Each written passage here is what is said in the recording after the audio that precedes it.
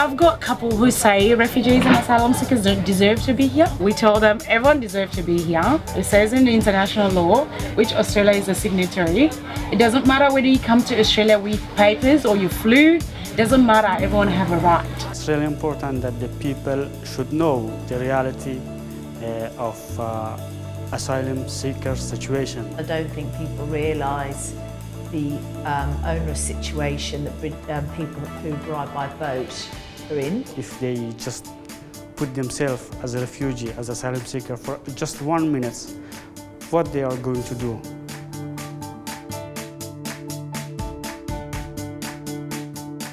The Refugee Camp in My Neighbourhood project was an hour tour through a simulated refugee camp designed to give visitors a deeper understanding of the refugee journey. Auburn has a high population of people who are from refugee and asylum seeker backgrounds. About 27% of the Auburn population has arrived in Australia in the past 5 years. We have about 27,000 people in Australia currently who came by boat prior to the 19th of July 2013 who are being punished for daring to seek asylum in Australia. There were multiple aims. The first was really providing a chance for all the community members to share their stories, to engage about refugee issues, to educate and also to celebrate the contributions of refugees. This project was really about collaboration and partnerships. We wanted to make sure that the voices were of the refugee communities, and we couldn't do that alone as council. Auburn Council brought the idea to communities. We're developing idea how can neighborhood projects look like. We summarize all idea and developing project to the end. We, along with other organisations, were invited to start inputting and coming up with ideas of how the refugee camp project might work. We had consultations with people from Afghanistan, from Bosnia, from various parts of Africa.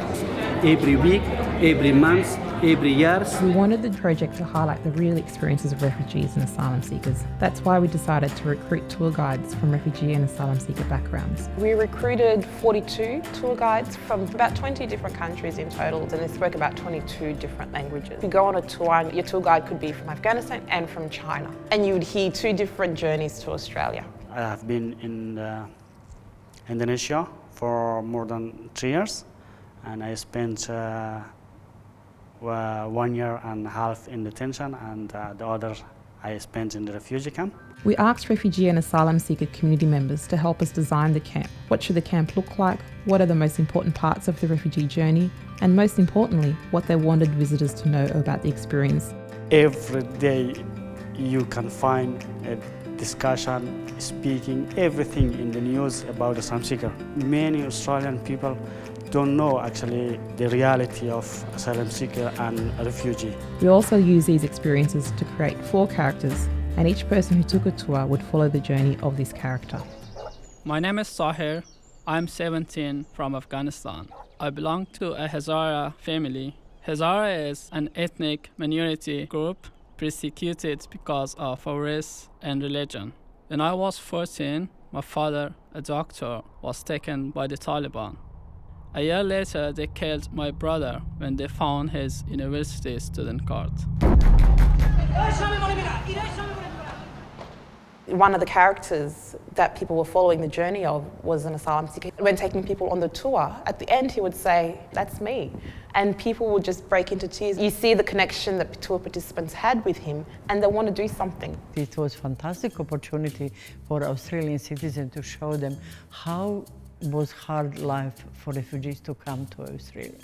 I find out when I was guiding people that many people don't know really who is a refugee and why they are seeking asylum. It's really important that the people should know the reality. We received 78 applications. It was overwhelming, and that to me just shows that there's so many people passionate about refugee issues. There's so much misconception and stereotypes that they wanted to be part of a project that raised awareness and educated people. And the second, it also highlighted the many barriers that people who are from refugees backgrounds have when it comes to seeking employment. Imagine that a refugee who don't know and can't speak English, how they communicate, how they fit themselves in a new country. You can imagine how it's hard when your neighbor is greeting you and you are not responding to him or to her. For many, it was first time speaking with people about their personal experience, because this role was more than just a job.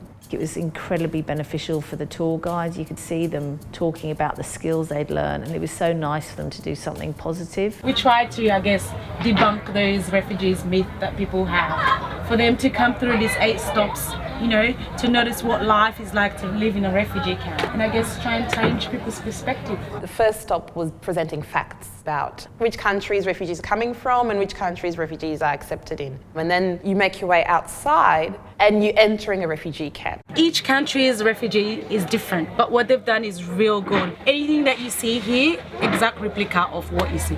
Exactly, it doesn't smell as badly as the ones out there. At the entry of the camp, there's daily life, which looks at housing items, and there's a medical tent. People started crying when they got to the toilets. For many people, they said that really struck them because they never had thought about it before. When we had that event, it touched some people who have never been in the refugees camp before. Even some were crying, but their tears actually touched me. And their tears remind me the situation that I and my family were passed through. It shows that these people have love when bad things happen to others. We had a tent for UNHCR, and we actually had someone playing a UNHCR officer. That person would be speaking in their native tongue. بودم در هفته یک روز از روز چهارشنبه ساعت 12 تا به 2 راه. We gave some statistics about how long it takes for someone to be resettled in another country and the challenges that people face when they do that. That has been one of the main ones that we're getting, that people don't deserve you. People purposely destroy the document on the way just to get here. The last stop on the tour, we called it Restoring Hope. And in that room we had volunteer community organisations, we had services, and we had a message wall where people could put a message to refugees and asylum seekers. We had, I think, over 400 post-it notes by the end of the week, and they were beautiful messages. You know, there was one message from a high school student who said, "I will not be so selfish anymore." Another one who said, "I can't believe how strong you are." We were so surprised that despite all the negative press, that people really cared, and I think that was a really important thing for them. It's also important for us to remember that there's people out there that do care. The response was overwhelmingly positive. 142 tours were held during that week. We had over 200 people go on a tour. You could see the change in attitudes by the end of the tour. They understood how difficult it was. They were in awe of the resilience, and they wanted to somehow contribute. They wanted to somehow connect and assist. People who were visiting this neighborhood project, I think mostly they will be completely different about refugees. I think there was so much compassion and admiration. The first thing that I have enjoyed when I was a tour guide, I met with people I have never met them before. Even when I explained the objects to them, some start crying. And I used to tell them, don't cry, this is a situation. The most important for you to do, respect these people. If you have seen the situation that they have passed through, invite them and let them be part of you. For many of the tour guides, the people who they took on tours wrote messages personally to them. They came back to speak to them at the welcome lunch. They connected to that human level, and that was so important, that no matter how difficult things are, there's a group of people out there who don't even know you, but they care about you and want to give you hope. I just really hope that other councils replicate this amazing project because it's a real conversation changer. For us as council, it really was a project for the Auburn community. It allowed people who are from refugee backgrounds and who are asylum seekers for their voices to be heard, and we hope that it reflected the true experience and that people now have a better understanding of what your lives really were like.